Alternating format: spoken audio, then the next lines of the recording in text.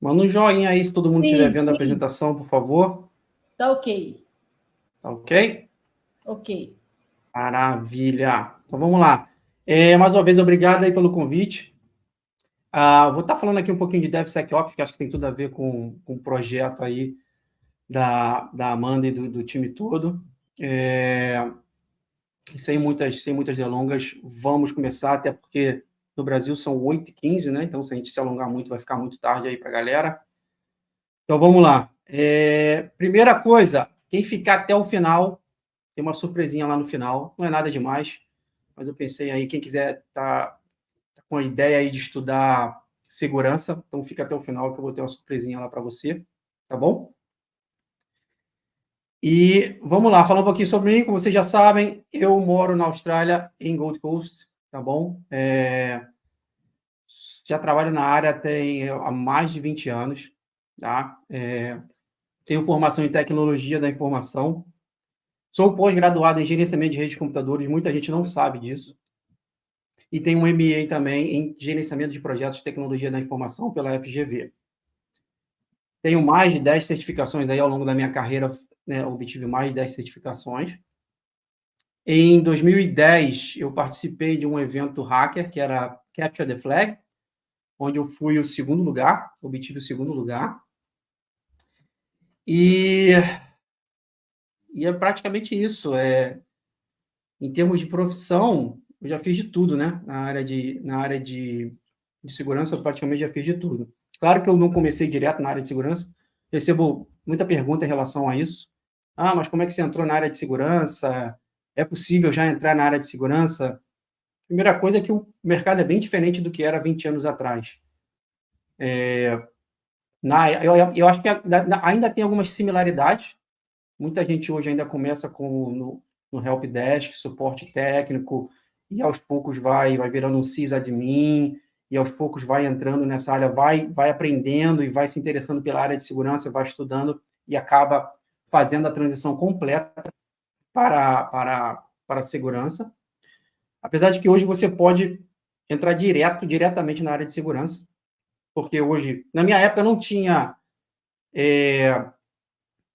faculdade ou pós-graduação em segurança, e hoje em dia já existe. Então, você pode já, desde o início, se especializar em segurança. Mas eu já fiz de tudo, tá? Eu já fui engenheiro de segurança, já fui penetration tester, já trabalhei muitos anos como consultor, e aí, como consultor, você faz de tudo. Já fui arquiteto de segurança. Hoje eu gerencio a equipe de segurança do Tall Group aqui na Austrália, que é uma empresa de logística gigantesca e que está expandindo. Hoje a gente tem presença na Ásia, um pouco de presença na Europa, Austrália, lógico, como um todo, território nacional, e Japão também. Então, eu gerencio uma parte que é o Blue Team, né, que é o chamado Blue Team.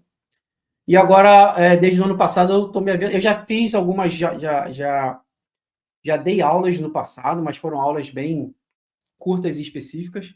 Mas esse ano passado, na verdade, eu decidi me aventurar e me aprofundar e focar mais nessa questão de passar um conhecimento e ensinar o pessoal aí. Porque eu estava recebendo muita pergunta, cara, como é que eu faço para... Felipe, como é que eu faço para entrar na área?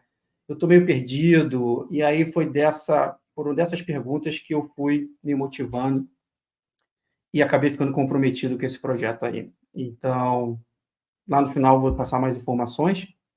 E se você também, a qualquer momento, depois dessa apresentação, você pode entrar em contato comigo direto lá no meu Instagram. Tá bom? Então, vamos lá. E eu vou tentar fazer uma coisa aqui, como primeiro slide, eu vou tentar fazer uma coisa aqui. O que eu quero saber de vocês é o seguinte. Primeira pergunta, quero saber de vocês. Eu posso me tornar um profissional DevSecOps? E aí, deixa eu fazer o seguinte, eu vou parar rapidinho aqui, deixa eu só compartilhar a outra tela. Cadê o... Deixa eu parar, eu vou botar outra tela. Eu preciso que vocês entrem entre lá no slide, tá? E entra esse código aí. Entra aí que eu quero saber a opinião de vocês. Vou tentar fazer uma coisa um pouquinho interativa aqui. Espero que dê certo. Na verdade, eu tentei colocar o slide do slide dentro da apresentação, mas não funcionou muito bem. Então, eu vou ter que parar a apresentação rapidinho, compartilhar o outro e vamos ver se vai dar certo. Acho que vai dar certo. Se vocês já puderem ir entrando lá, vai no Slido. Se alguém puder botar o link aí no chat, ajuda e entra com esse código lá, que eu vou ativar. Vou entrar no modo apresentação. Vou parar aqui rapidinho e vou compartilhar o outro. Já tem gente respondendo lá, parece. Espera aí, deixa eu trazer aqui agora. Espera aí.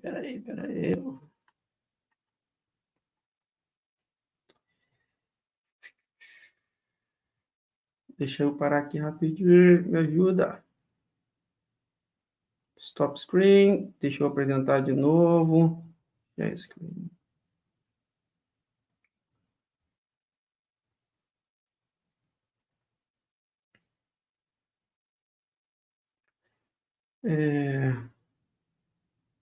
Vocês estão vendo aí a nova janela? Ou não? Fala aí na comunidade aí se vocês estão vendo o slide. Aí, apareceu aqui para mim agora. Vamos lá, temos 12 pessoas lá.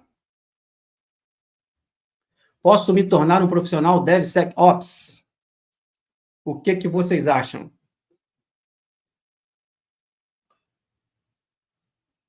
Tomar o meu café aqui já que é de manhã. Enquanto vocês respondem aí, ó, sim. O sim está ganhando por enquanto. Boa pergunta, não sei. E o sim está ganhando. Vamos lá, vou dar mais aí uns 30 segundinhos aí para a galera poder entrar.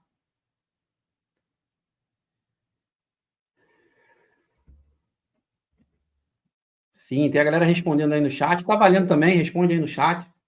De repente, se não tiver um pouco de preguiça, estiver deitado aí na cama, no seu sofá aí, vendo a apresentação no celular. Eu sei que às vezes é um pouco complicado, então responde no chat mesmo.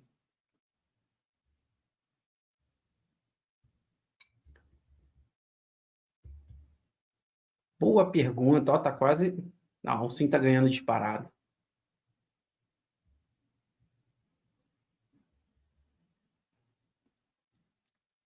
Mais um participante lá.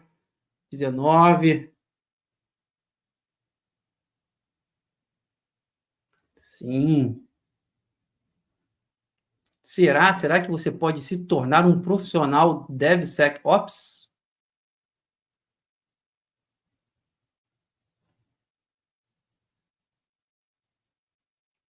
E aí, tá bom? Já foi?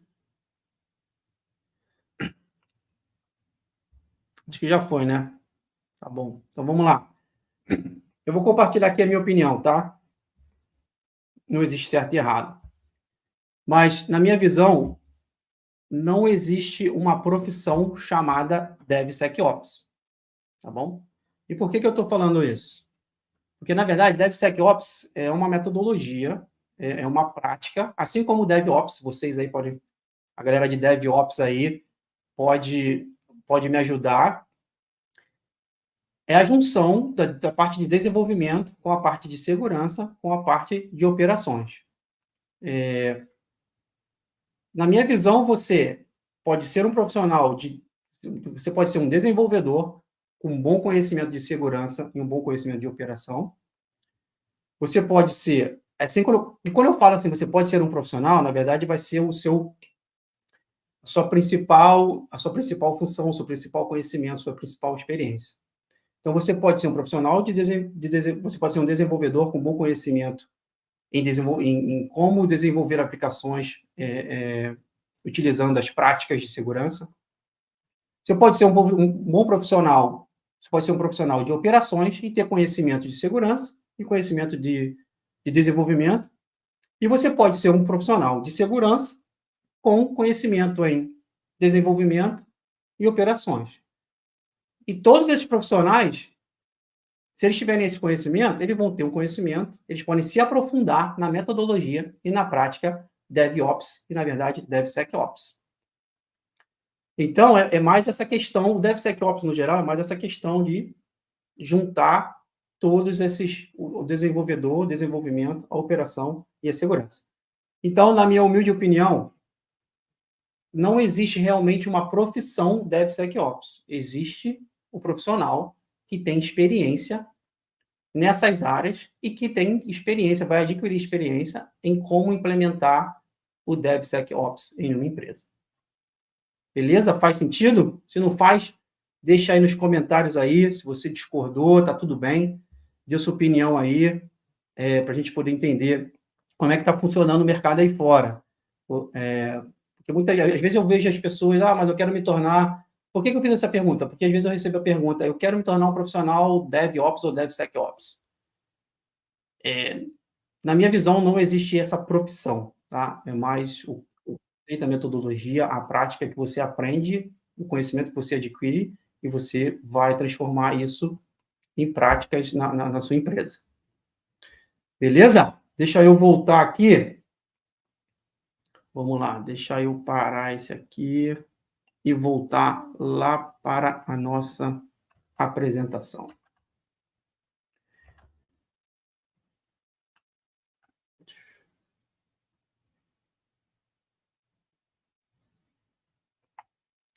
Quase lá.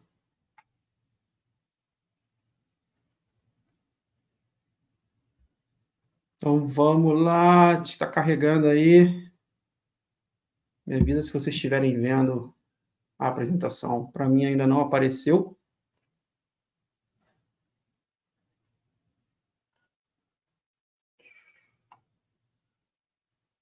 Está aparecendo para vocês aí? Agora apareceu aqui para mim.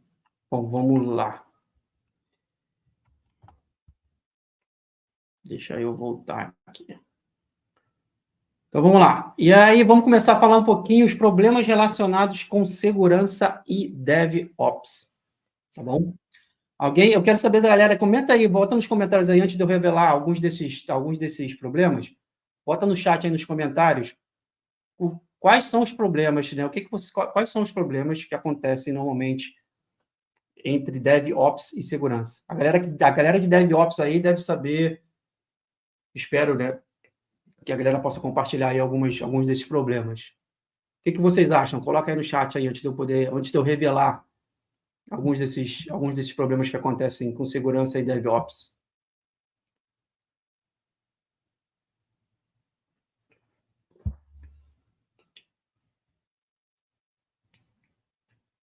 Isso aí, ó, algum curso de tempo, verdade, Soraya, muito bom.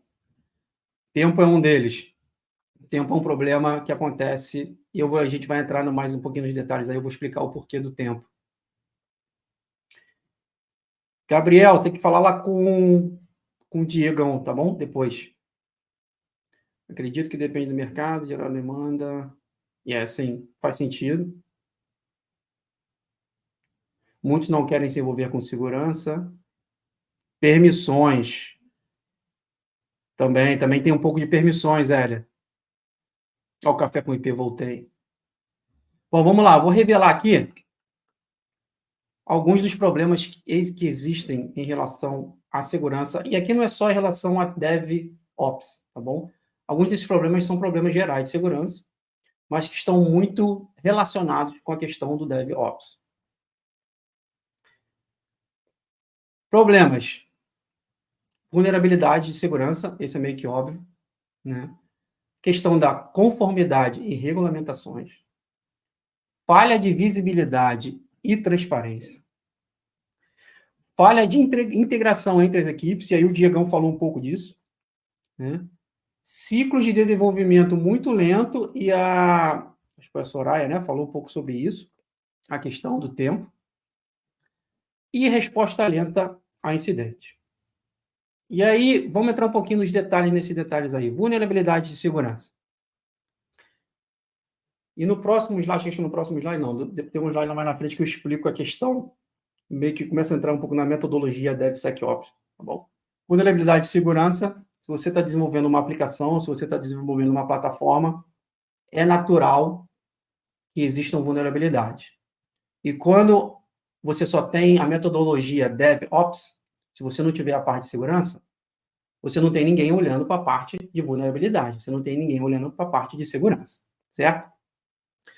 Então, esse é um dos problemas, e todos esses problemas estão linkados, eles estão conectados um com o outro, tá?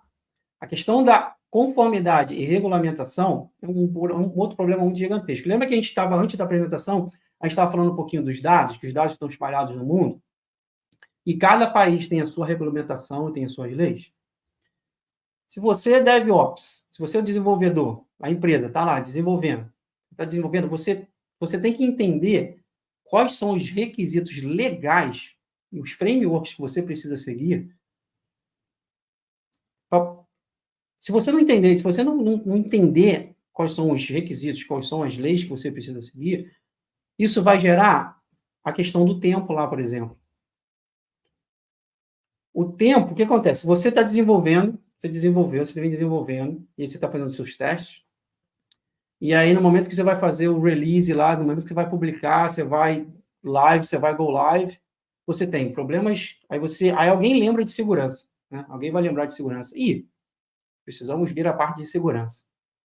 E aí você vai identificar vulnerabilidade, você vai identificar que você precisa estar em conformidade com uma série de leis, lei de proteção geral de dados.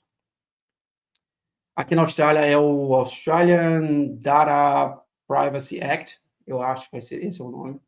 Então é importante, esses são um dos problemas enfrentados em relação ao desenvolvimento de aplicações, né, e soluções nas empresas. Um outro é a falta de visibilidade. O que acontece? Como você não tem essa integração, você não sabe o que está acontecendo com a aplicação, você não sabe o nível de risco que essa aplicação aqui, essa plataforma, que esse ambiente tem, e você não consegue reportar isso, por exemplo, para o board da empresa, para a gerência da empresa. E essa informação, por você não ter visibilidade, a empresa não consegue tomar as melhores decisões estratégicas. Tá? O outro é a falta de integração entre as equipes. Mais uma vez, o Diego comentou lá, e a gente falou um pouco sobre isso. Esse é um dos problemas, eu não diria o mais crítico, mas um dos que mais afeta essa questão do desenvolvimento. Você tem, não só do desenvolvimento, mais uma vez, eu falei que esses problemas não são relacionados apenas DevOps, mas na empresa como um todo.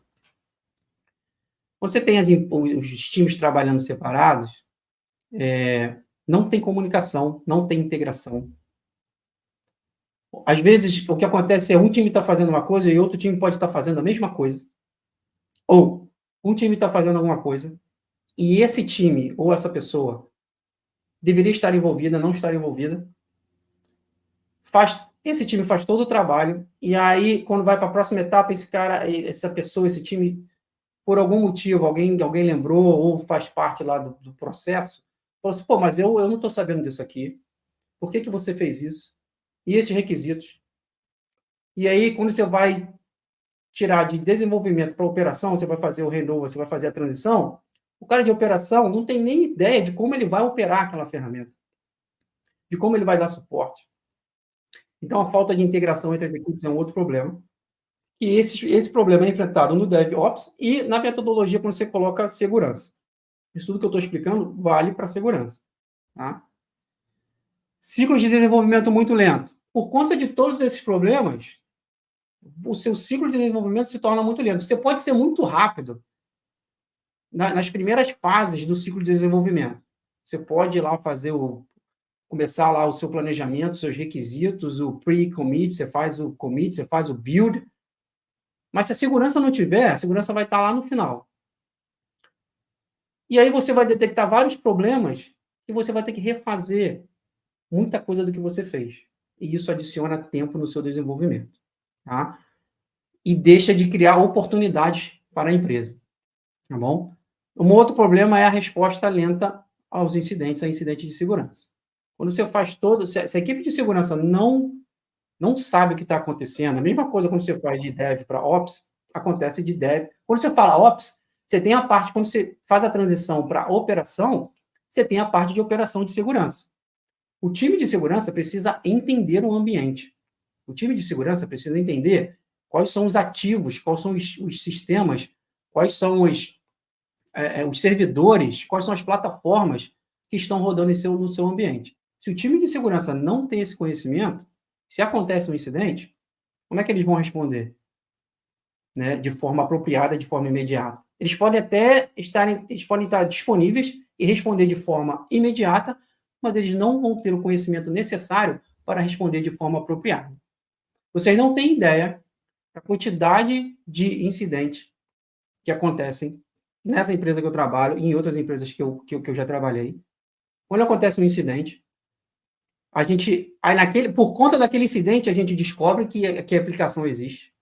A gente descobre que o servidor existe. Aí a gente descobre, por conta do que se chama um pouco de Shadow IT, né? São componentes de TI que foram integrados no ambiente, sem o conhecimento do departamento de TI, sem o conhecimento do departamento de segurança. Então, vocês não têm ideia de como isso acontece, de como isso é real, tá bom? Então, esses são alguns problemas relacionados com segurança e DevOps. E aqui eu não vou entrar nos detalhes do DevOps, porque vocês aí são experts aí na metodologia, mas a questão é entrar o que é DevSecOps. A gente falou já um pouco sobre isso. Então, DevSecOps, aí eu vou ler aí DevSecOps é uma abordagem que integra práticas de segurança desde o início do ciclo de vida do desenvolvimento de software, promovendo uma cultura de colaboração entre as equipes de desenvolvimento, operações e segurança. Bom, basicamente o que a gente falou anteriormente é essa integração. Quando veio a ideia de integração, que essa ideia de integração, na verdade, não é nova, sempre existiu. E aí, eu gosto da área de tecnologia porque tem sempre um jargão novo. Eles sempre vêm com uma nova sigla, com um novo termo para problemas que existem há 20, 30 anos atrás. Né? Então, surgiu essa questão que é legal também, que é legal porque você está vindo com novas ideias. Né? Mas a questão do DevOps foi integrar o Dev e o Ops. Só que esqueceram da parte de segurança. E por conta de todos esses problemas, o mercado se ligou que a gente precisa integrar a parte de segurança. Então, o DevSecOps nada mais é do que você pegar a ideia, a prática, a metodologia do DevOps, ou você coloca a segurança nessa metodologia. Tá bom? Por que DevSecOps é importante? Bom, basicamente, a gente falou de alguns desses problemas relacionados entre segurança e DevOps. Por que o DevSecOps é importante? Primeiro, vai resolver problemas de segurança de forma eficiente, né, e de forma mais rápida. Quando você integra a parte de segurança em todo o processo, você automaticamente está sendo mais eficaz e mais eficiente, tá? Você consegue identificar as vulnerabilidades mais cedo, você não chega lá no final para poder identificar as vulnerabilidades. Você vai identificando as vulnerabilidades em cada etapa do processo, dando a oportunidade aos times de corrigir essas vulnerabilidades. E isso economiza tempo e dinheiro, tá bom? Também assegura a questão da conformidade e da governança e conformidade. Como a gente falou lá na questão dos problemas, o DevSecOps é importante para poder assegurar a questão da conformidade. Se você entende os requisitos, se você entende as regulamentações que a sua empresa precisa seguir, e na maioria das vezes, a equipe de segurança, equipe de risco, governança, eles entendem. Mas se eles estiverem desconectados, não adianta nada você entender, você saber o que precisa ser feito, se você não consegue aplicar isso, né, na parte do DevOps. Tá bom? O que mais nós temos lá? Entrega mais rápida, como a gente falou, e a Soraya lá mais uma vez levantou, você tem a questão, você entrega mais rápido, é uma oportunidade para o negócio. Imagina a quantidade de tempo e de dinheiro que é desperdiçado quando o tempo de... Imagina você está desenvolvendo uma nova... Você teve uma ideia, a estratégia da empresa foi definida, você precisa definir um novo produto, uma nova solução, e você está naquela parte lá, naquela fase toda de desenvolvimento, e aí quando você está, a gente vai fazer Go Live semana que vem. E aí você precisa fazer checagens, no modelo tradicional você precisa fazer checagens de segurança no final. A gente vai falar um pouquinho sobre isso mais à frente no conceito de shift left. Mas você, no modelo tradicional, é assim que acontece. Olha a quantidade de tempo e dinheiro, se você descobrir um problema de segurança lá no final, que você vai ter que voltar para poder resolver todos esses problemas. Então, se você integra a segurança, você faz uma entrega mais rápida e você cria oportunidades para o negócio. O mercado, existe competição no mercado. A empresa, a organização que entrega mais rápido, de forma segura, ela está saindo na frente. Né? Novas funções são desenvolvidas de forma segura. Se você já tem esse processo todo integrado, já faz parte do sangue lá dos times, dos desenvolvedores, automaticamente as funções, novas funções, você fez a plataforma, você desenvolveu, e vão surgir novos requisitos.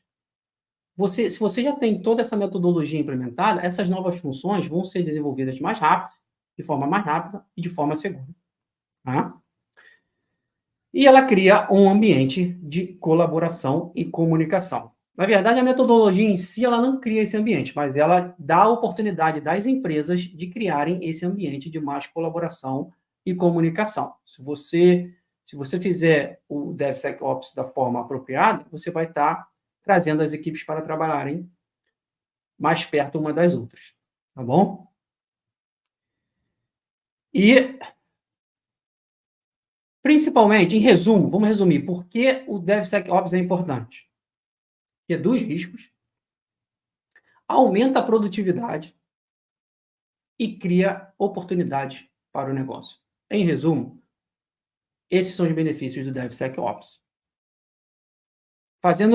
Incluindo a segurança em todo o processo, você reduz o risco, naturalmente, porque você está corrigindo as vulnerabilidades, você está verificando quais são os problemas, e quando você faz o release, você vai go live, você está indo com uma aplicação mais segura. Então, você reduz os riscos.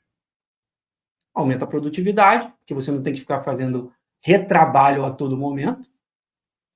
As equipes, se as equipes sabem o que elas têm que fazer, as pessoas sabem o que elas têm que fazer.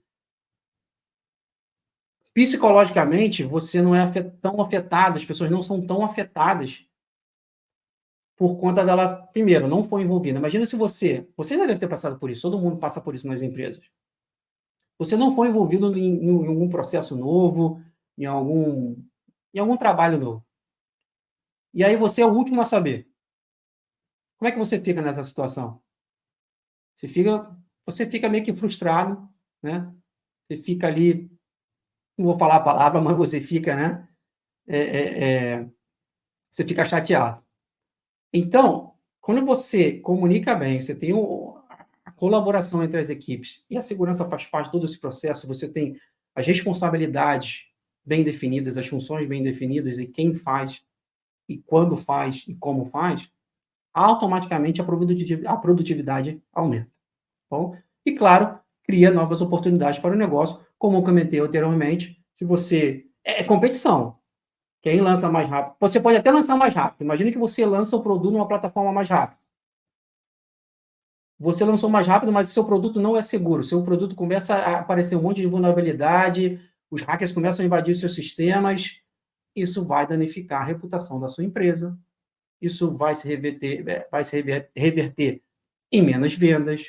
As pessoas vão ficar com o pé atrás. Né? Então, cria oportunidades para a empresa se você tiver essa metodologia, a segurança integrada na parte de DevOps. Tá bom? Um cafezinho aqui. Agora, vamos lá. Acho que funcionou da outra vez, mas vamos tentar de novo lá. Quero saber de vocês aí. Existe DevSecOps na sua empresa? Vamos lá de novo? Quero saber aí se existe DevSecOps na sua empresa. Se você já estiver lá, vamos saber da galera aí se existe DevSecOps. Deixa eu tentar fazer agora de forma mais rápida.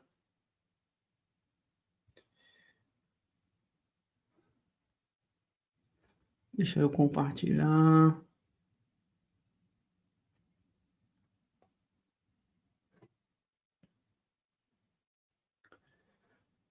Deixa eu ver se já está aparecendo aí. Aí, pronto. Vamos lá. Existe DevSecOps na sua empresa? Não. Existe, mas ninguém segue. Esse é o melhor. Eu gosto, adoro quando eu vejo isso nas organizações. É impressionante. Não faço ideia. Sim, não.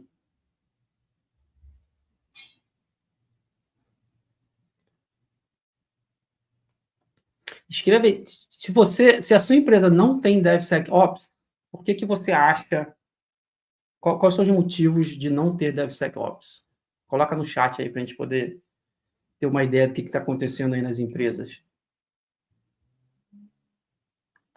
E também, se existe, mas ninguém segue, por que você acha que existe e por que você acha que existe e ninguém segue? Por quê?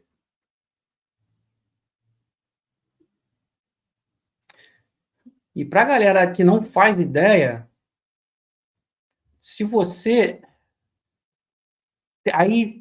não faz ideia, tem a questão da comunicação, que não está sendo bem feita na sua empresa.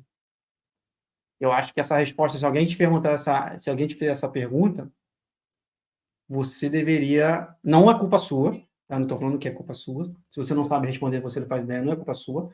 É culpa de toda a cultura, dessa questão da falta de comunicação na empresa.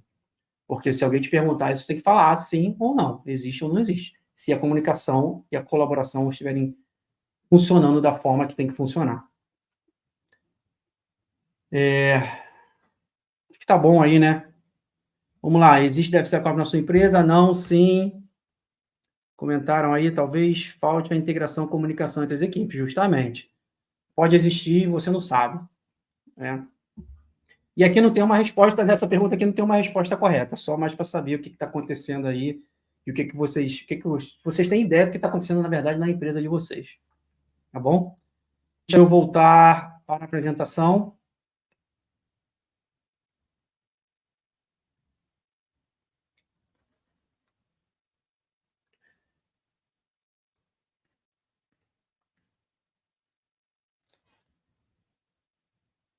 Vamos lá. O Agno respondeu aí, tem uma visão fechada. Tem um cara que só cuida do DevOps, a mesma cuida de um dos... Desculpa. É mais ou menos por aí. Agora vamos lá, vamos falar um pouquinho do conceito Shift Left. Tá bom? Conceito Shift Left. Eu já toquei alguns pontos do que esse conceito é antes, nos slides anteriores, tá bom? Mas o conceito Shift Left, como é que é o modelo tradicional? Expliquei isso anteriormente, rapidamente. O modelo tradicional você faz todo o processo, você faz o planejamento, você define os requisitos, você contrata a gente, você estabelece um projeto, você começa a codificar, você começa a criar o código, você faz o build lá da aplicação, você faz testes, muitas vezes você faz o release. O que acontece nas empresas, por conta da pressão que está vindo de cima, por conta da pressão no mercado, muitas empresas decidem lançar o produto no mercado sem ter feito testes de segurança. Tá? Não fiquem surpresos se vocês trabalharem em empresas que funcionam dessa maneira. Eu entendo um pouco a parte da pressão do negócio, porque se você não lançar... Às vezes vale a pena correr o risco. Acho que a palavra aqui é risco. É entender se vale... A empresa precisa entender, fazer uma análise de risco para saber se vale a pena correr esse risco ou não. O ideal, claro, é que você tenha a segurança ao longo de todo o processo, para você nem precisar fazer essa análise. Tá? Mas no modelo tradicional, o que acontece? Você tem a segurança lá no final. E o que isso causa? Como a gente já falou anteriormente, mais tempo e custo para identificar esses problemas. Tá bom? No conceito de shift left, o que acontece? Você traz a segurança para cada etapa do processo de desenvolvimento. Tá? Você aplica a segurança lá no planejamento. E aí eu vou explicar, acho que no próximo slide, eu vou explicar para vocês como é que você aplica. Você está planejando ainda, você está fazendo planejamento. Como é que você. Pô, peraí, eu estou fazendo planejamento, como é que eu vou descobrir quais são as vulnerabilidades, ou ter ideia das vulnerabilidades, potenciais vulnerabilidades? Eu vou te explicar já já. Mas o conceito de shift left nada mais é do que isso. E é um dos principais princípios, não fica legal, mas é um dos princípios do DevSecOps, trazer a segurança em todas as etapas do processo de desenvolvimento e de operação. Tá? E uma coisa aqui, eu tenho falado, né, bastante nessa questão da operação. A operação, eu falei lá atrás, a operação não é só a equipe que vai prestar, dar suporte aos usuários, entender como é que a aplicação funciona e reportar, né, erros operacionais. Tem a questão da operação de segurança, tá bom? É muito importante a equipe de segurança entender como tudo funciona. Eu falei lá atrás sobre isso. Tá? Vamos lá. Automação e ferramentas. O Diegão falou um pouco, acho que ele falou um pouco sobre automação. E a automação é muito importante na questão do DevSecOps. Na questão do DevOps é muito importante. Vocês aí que trabalham com DevOps, vocês sabem que a automação é importante. E se é importante para o DevOps, vai ser importante para o DevSecOps. Tá bom? Por que a automação é importante? Não só, eu vou falar da equipe de segurança, mas você precisa fazer várias checagens de segurança. Você precisa fazer vários testes. Se você conseguir automatizar a maioria, ou o que você conseguir automatizar, vai economizar dinheiro, vai economizar tempo e vai criar novas oportunidades. Então, a automação é de suma importância. Não é tão simples, parece simples de implementar, eu sei que não é, tá bom? Mas a automação é importante. Um dos princípios que devem ser levados em consideração quando uma empresa decide trazer a segurança para dentro dessa metodologia a DevOps é a questão da automação. Se você for participar de alguma dessa implementação desse projeto na sua empresa, se ninguém estiver falando sobre isso, você levanta sua mão e fala, ó, um dos requisitos que nós temos que incluir é a automação, tá bom? E vamos lá, automação e ferramentas. Deixa eu, próximo slide aqui. Algumas das ferramentas, metodologias e frameworks que você pode utilizar. Modelagem de ameaças, threat modeling. Eu comentei agora há pouco sobre a questão de você identificar vulnerabilidades lá no início. Lembra? Como é que você faz isso? Através do threat modeling, através da modelagem de ameaças. Você não tem código, você só tem uma visão do que vai ser o produto. Você tem alguns objetivos, você começa a definir os seus requisitos, você começa a definir, o Diego tocou nesse ponto também, as métricas, você começa a definir, a botar no papel, tirar da cabeça, botar no papel o que a solução vai ser. Nesse momento, você já pode começar a identificar potenciais vulnerabilidades e riscos relacionados àquela solução, àquela plataforma. Tá? Existem diversos frameworks de threat modeling, de modelagem de ameaças que você pode utilizar. Você tem que ir lá identificar qual que se aplica melhor ao seu ambiente, tá bom? Mas como é que funciona mais ou menos esse threat modeling? É um assunto bem não dá para explicar aqui em 5, 10 minutos, mas mais ou menos é o seguinte, você vai, de acordo com os requisitos, de acordo com o ambiente, de acordo com o tipo de... Vai processar dados sensíveis, não vai processar dados sensíveis, vai ser uma aplicação interna, vai ser uma aplicação externa, como os usuários vão se conectar nessa aplicação, como que vai utilizar cloud, não vai utilizar cloud. Baseado nessas informações, você começa a ter você consegue identificar as potenciais ameaças. E por que isso deve ser feito logo lá no início? Se você conseguir fazer isso lá no início, você não precisa fazer perfeito. Não precisa se identificar, você não vai conseguir identificar todas as vulnerabilidades e todos os riscos lá no início, né?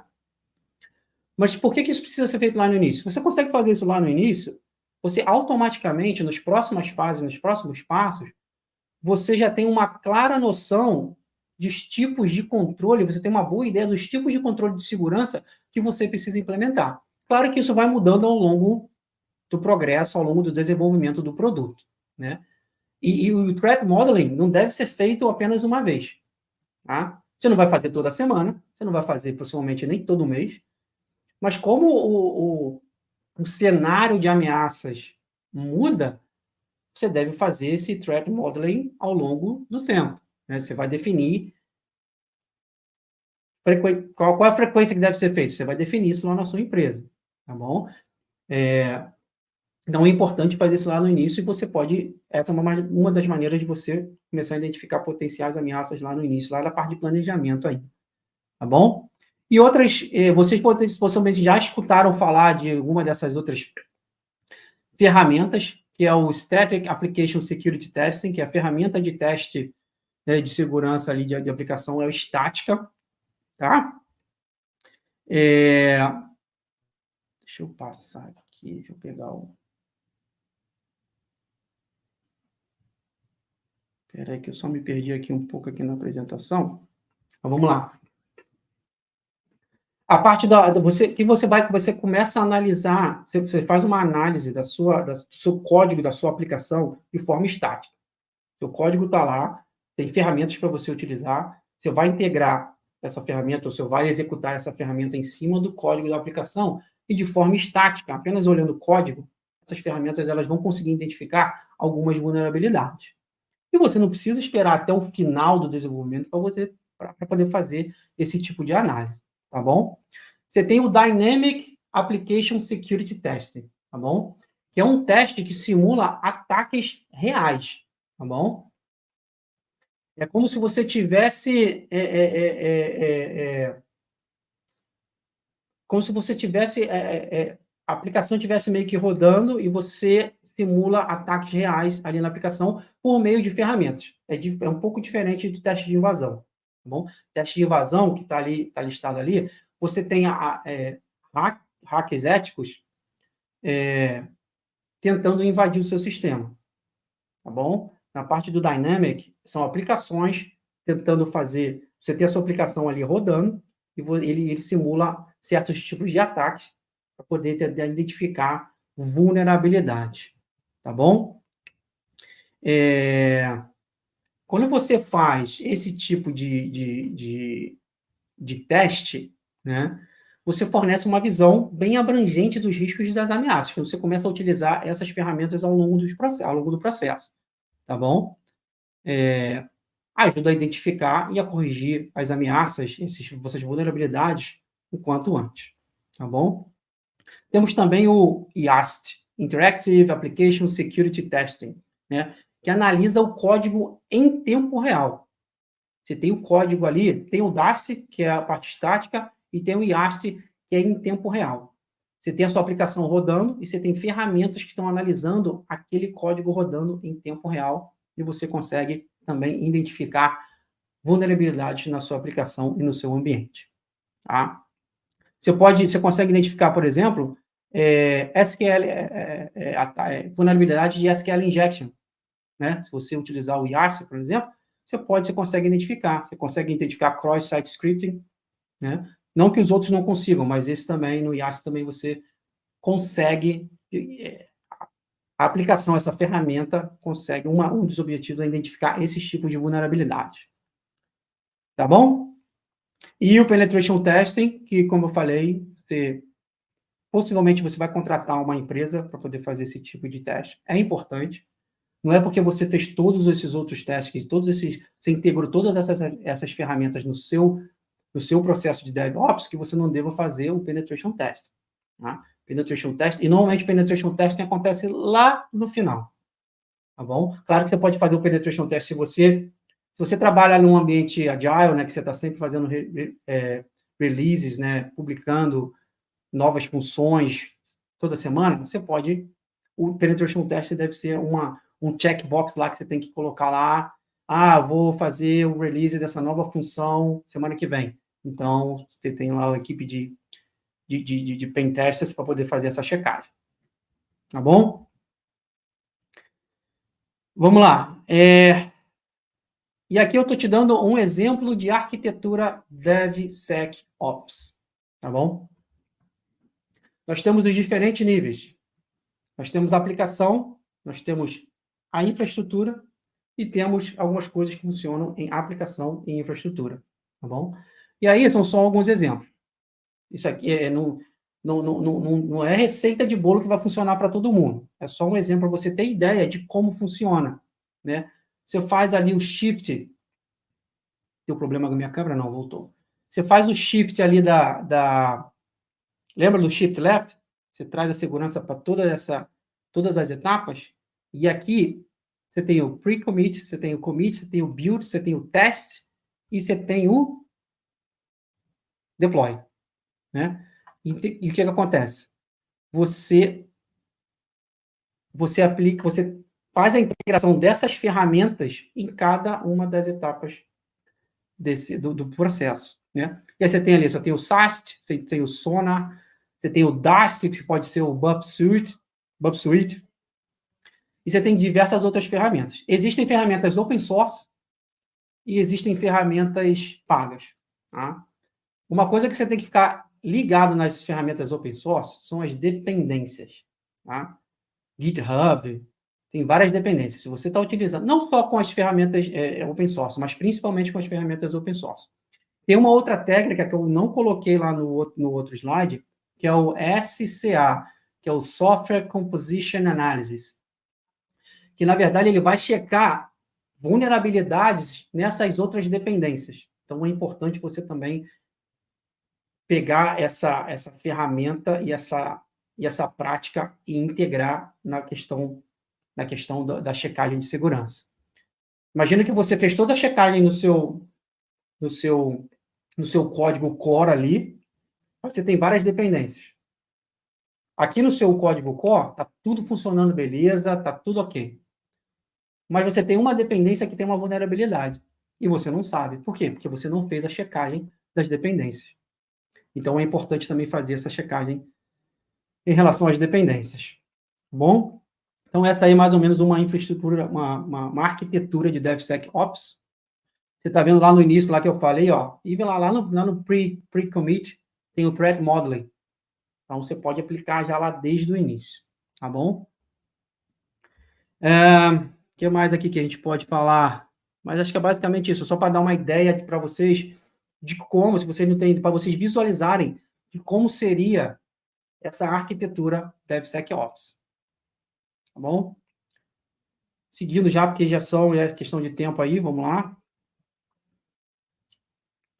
Desafios, quais são os desafios? Tudo muito bonito, tudo muito legal, eu devo implementar o DevSecOps, eu vou chegar lá na minha empresa amanhã e vou falar, eu vi uma apresentação ontem do Felipe e eu acho que a gente deve agora implementar o DevSecOps.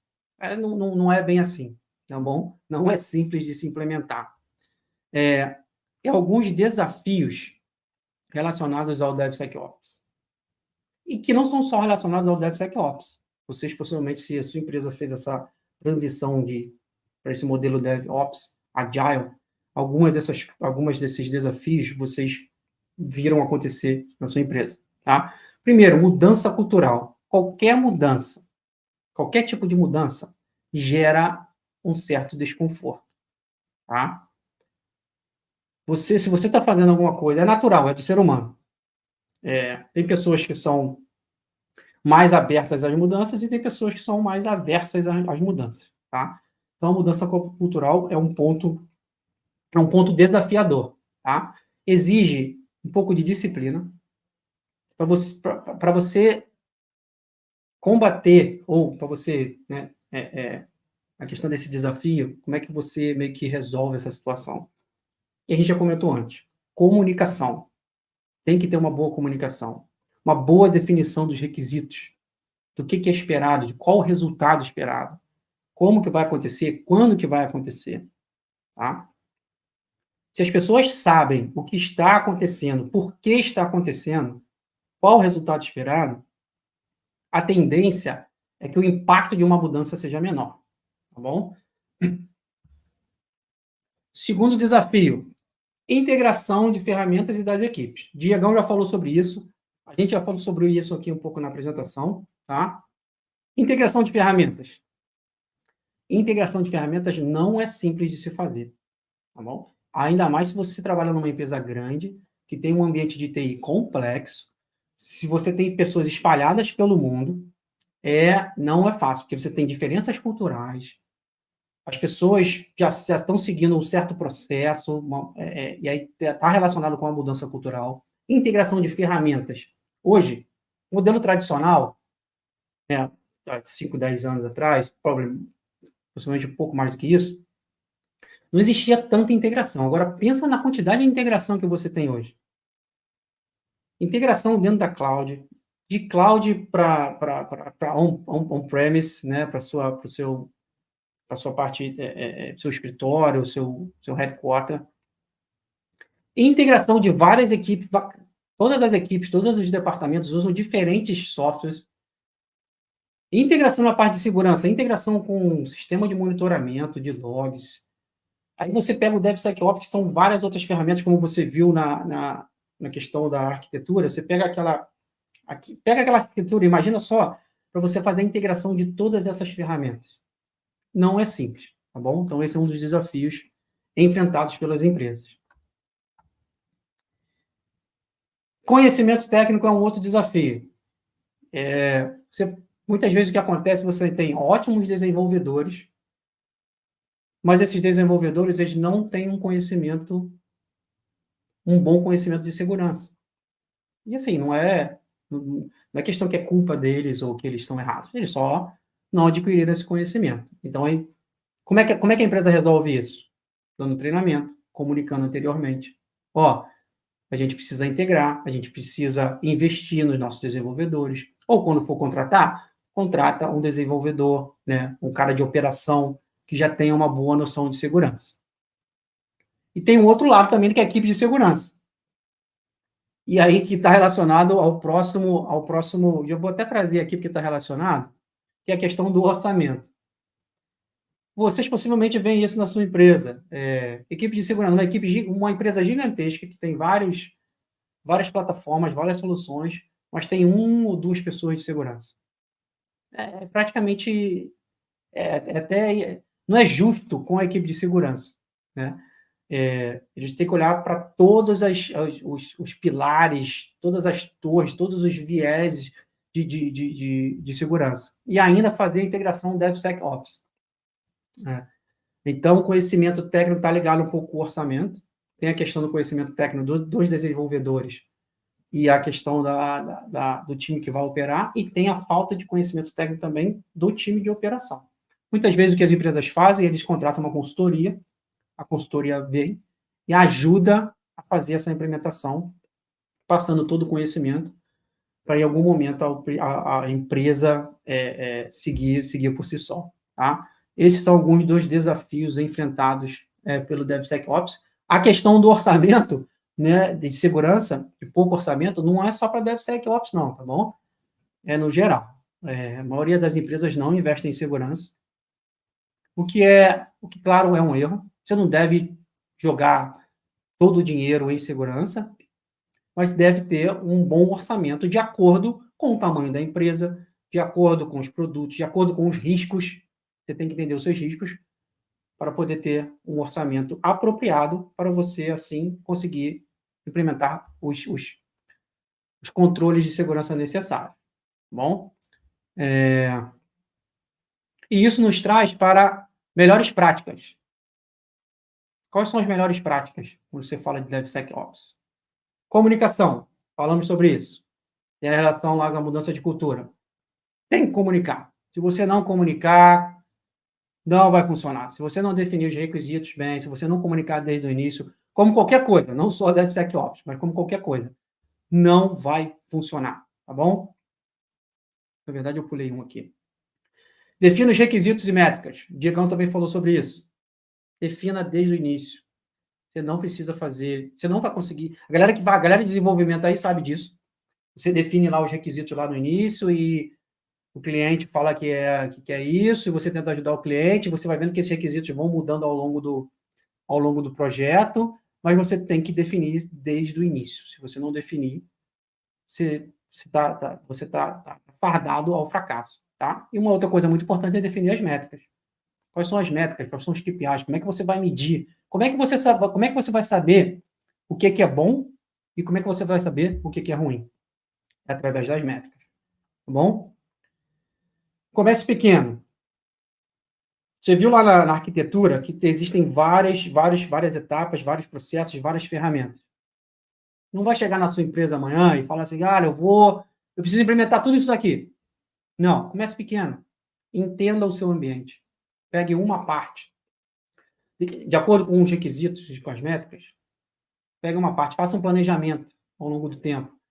Faça um cronograma e comece pequeno. E aos poucos você vai implementando e você vai fazendo as integrações, você vai testando, tá? Então, não tente abraçar e fazer tudo ao mesmo tempo, porque você, mais uma vez, você vai estar fadado ao fracasso, tá? Muita mudança acontecendo muito ao mesmo tempo. Você não vai conseguir comunicar, você não vai conseguir gerenciar, os problemas vão surgir, você não vai conseguir dar conta dos problemas.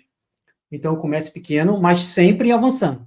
Tá? Não é para você começar pequeno e parar por ali. Comece pequeno, mas sempre avançando. Tá bom?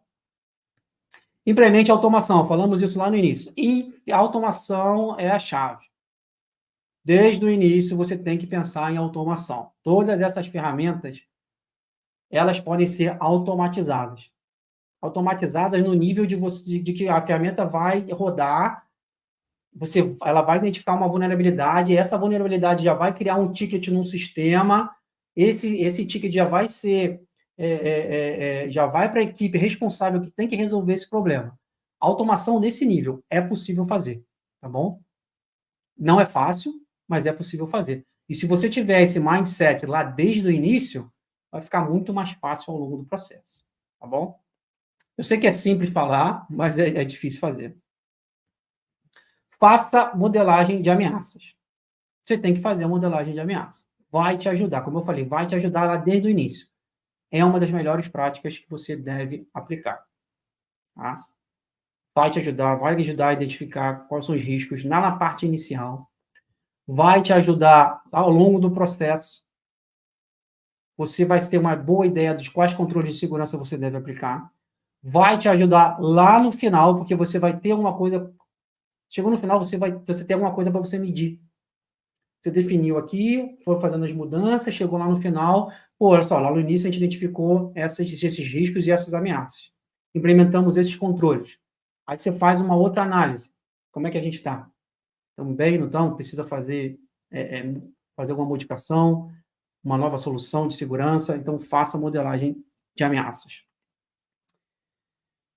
Gerencie as dependências, é muito importante. Eu falei lá do SCA, Software Composition Analysis. Gerencie as dependências. Mais uma vez, não adianta você ter o seu código lá rodando bonito se a sua dependência tem uma vulnerabilidade. Tá? Não adianta. Você precisa ter certeza que todas as conexões fazem parte das suas checagens, dos seus testes de segurança. Tá bom? Monitore, avalie e melhore. Como praticamente tudo que acontece em TI, você não vai fazer você não vai, hoje implementei e acabou. É uma coisa, é um progresso, uma coisa que vai acontecendo ao longo do tempo. Você precisa chegar no final, não só no final, ao longo do processo você precisa monitorar, adaptar, identificar o que está acontecendo, o que tá legal e o que não está legal, e aplicando e ajustando os seus controles, ajustando as ferramentas. Você vai ter falso positivo. O que é um falso positivo? Falso positivo é alguma coisa que a ferramenta identificou, mas que, na verdade, não existe. É falso. É uma vulnerabilidade que foi identificada pela ferramenta, mas que, na verdade, ela não existe. Então, você vai fazendo fine-tuning. Fine-tuning é o quê? É fazer esse ajustamento das ferramentas de acordo com o seu ambiente. Então, você precisa avaliar e sempre melhorar. É o PDCA, né? Mais ou menos o PDCA. Tá bom? Bom, essas são as melhores práticas, e eu já estou aqui falando há 1 hora, mais lá praticamente, então estamos chegando ao final da apresentação, e aí a gente pode abrir aqui para perguntas. Deixa eu dar uma olhada lá no chat aqui.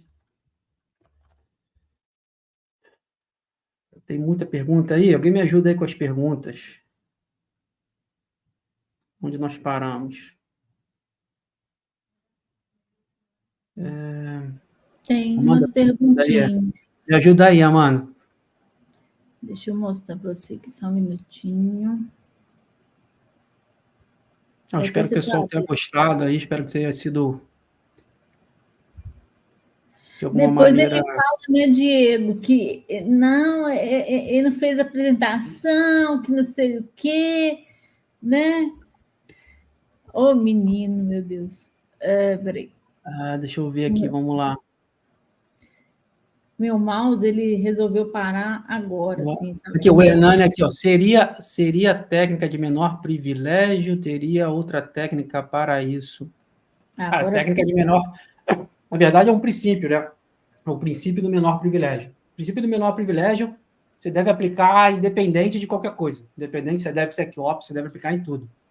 E para quem não conhece o princípio do menor privilégio, nada mais é do que você dar direitos e permissões aos usuários e aplicações apenas o que realmente é necessário. Tá? É muito comum você ver empresas e times, eu preciso de acesso de admin. Cara, e aí o pessoal culpa muito a equipe de segurança. Porque a equipe de segurança, ela é vista como uma equipe bloqueadora, né? Bloqueia tudo. Não deixa fazer nada, restringe tudo. Na verdade, a equipe de segurança precisa fazer isso para poder combater e diminuir, né? Reduzir os riscos. Imagina, se você tiver tudo aberto, todo mundo puder fazer tudo, os riscos, né? Você aumenta a probabilidade de você sofrer um ataque se a sua rede ser comprometida. Então, a questão do menor privilégio aí, o princípio do menor privilégio deve ser aplicado para tudo, e esse princípio é a questão de você, se você é um usuário da aplicação, você não tem que ter acesso privilégio de admin. E um exemplo que eu estava dando é que muitas empresas, muitas equipes, eles simplesmente pedem, eu preciso de administrador, de privilégio de administrador. E aí, o que você tem que fazer? Por que você precisa de privilégio de administrador? Eles precisam justificar o porquê que eles precisam desse privilégio. Porque é muito mais fácil. Por que isso acontece? É muito mais fácil pedir o privilégio de administrador para evitar problemas de restrição, né? Problemas lá. Você imagina a equipe lá de desenvolvimento está fazendo o desenvolvimento, eles precisam do acesso a uma função que eles não sabiam, a uma área dentro do sistema que eles não sabiam. Eles, alguns profissionais, por já terem passado por isso, o que eles vão fazer? Eu vou pedir logo de administrador, porque eu sei que, né, eu preciso ter acesso a tudo, eu sei que eu posso ter esse problema. E a equipe de segurança, claro, vai falar assim, não é bem assim. Você precisa listar o tipo de acesso que você precisa, tá bom? Questão do menor privilégio aí. Tem uma pergunta do Hernani, antes dessa. Acredito que o maior problema de segurança que não está 100% nas mãos do profissional DevSecOps é a engenharia social, né? O que você acha sobre isso? Dicas a atacar mais neste quesito? A questão da engenharia social, vamos lá, essa é uma boa pergunta. DevSecOps, o que eu apresentei aqui, a questão mais do DevSecOps, é a questão de integrar a segurança no processo de desenvolvimento de produtos, de desenvolvimento de software. Né? A questão da engenharia social, ela está um pouco fora dessa questão do DevSecOps. A engenharia social nada mais é do que o ato de algum agente malicioso de usar o lado humano, de tentar enganar e manipular as pessoas. Essa, basicamente, é a engenharia social. E, na verdade, você não tem como integrar técnicas para combater a engenharia social na questão do DevSecOps no geral. Como é que você faz com a engenharia social? A engenharia social é mais questão de treinamento e conscientização dos usuários, dos desenvolvedores e dos times de operação. Você precisa conscientizar eles e treinar eles, por exemplo, para identificar como é que eles identificam um e-mail de phishing. Como é que eles identificam se um link para um site pode ser malicioso ou não. Né? Esse é o tipo essa é a forma, a forma mais apropriada a se combater a engenharia social. As empresas devem fazer campanhas de conscientização, as empresas devem fazer ataques simulados de phishing. Você simula um ataque que é um ambiente controlado, né? E aí você vai ter métricas que você vai utilizar. Por exemplo, você fez um ataque simulado.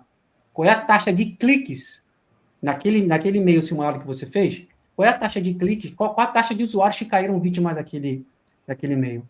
E isso pode ser utilizado para você ajustar o treinamento. Você pode identificar que uma certa equipe está sempre caindo nesses ataques simulados.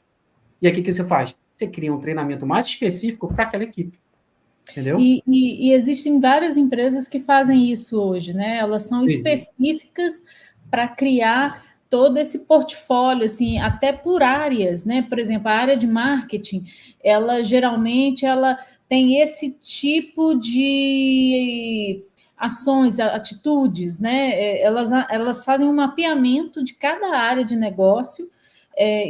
Eu falo isso até porque eu já fazia muito isso. Eu trabalhei numa empresa de geração de energia e a gente tinha área de TA e a gente tinha que tomar muito cuidado com ataques, assim, o canhão de ataques cibernéticos eram todos na minha área, então a gente tinha que fazer muito esse tipo de gerenciamento. Era muito legal e desafiador ao mesmo tempo. E eu lembro que a gente fazia até por áreas de negócio, porque era impressionante o tanto que as pessoas caíam mesmo, sabe, Felipe? Assim, eu falava assim, gente, não é possível que é tanta ingenuidade, até da minha área mesmo, que era tecnologia, e a gente tinha um braço para TA, que era automação, né? Eu tinha funcionários que trabalharam, que eram sêniores em tecnologia na área de atuação deles, que caíam, né? Então, assim, a gente é normal, a gente tem que estar atualizando, gente, o tempo inteiro. Não, a gente, por mais que a gente fale assim, não, eu trabalho com tecnologia há 20 anos, isso aí, para o que está acontecendo no dia a dia, a gente precisa estar sempre atento, sempre lendo, sempre entendendo o que está de novo, né? O que está acontecendo. Deixa eu te falar. Olha só, vamos lá, rapidinho, tentar nesse ponto aí que você falou que é importante. É normal as pessoas caírem, né?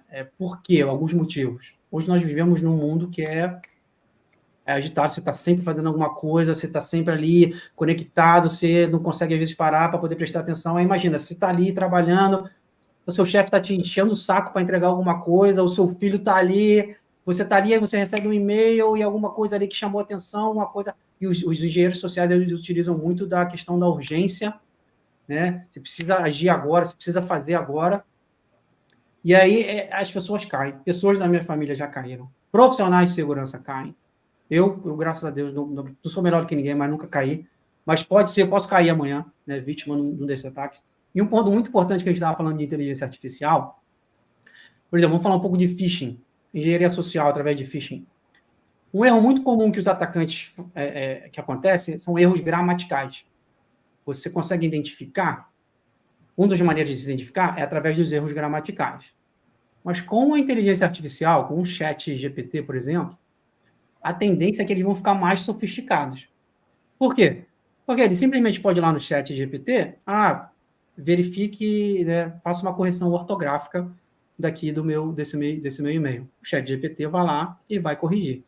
Então, esse é um ponto para ficar atento, já está acontecendo, e outras coisas vão evoluir. Lembra que eu falei lá, antes da apresentação, a questão da inteligência artificial, que é muito recente?